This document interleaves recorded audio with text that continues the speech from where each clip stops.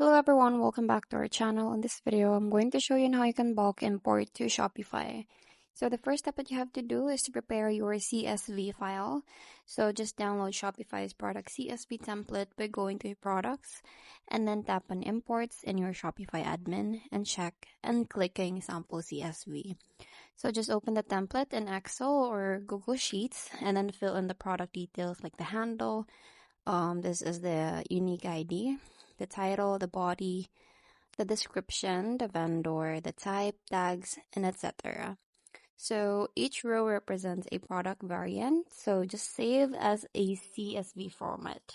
Next step is to access your store dashboard. So visit your store.myshopify.com/admin and log into your credentials. And then navigate to the products in the left sidebar and then click on import at the top right. So this opens a product import interface where you can upload your CSV file, and then the Shopify supports importing to 50,000 products at once via CSV. So make sure that your store has sufficient storage and bandwidth for large imports. Next is to import your products. So just click on add file and select your CSV file from the computer, and then Shopify will automatically detect column headers and map them to product fields. So make sure that you review the mapping and ensure title maps to title, price to variant price, and etc. So just check overwrite or any current products if updating existing products. So leave unchecked for new products only and click upload and continue to proceed. So the Shopify validates the file for errors before importing. Next step is to monitor product upload. So Shopify processes your CSV file and displays import progress. So this can take several minutes depending on the file size. So you will see a status indicator showing products being added.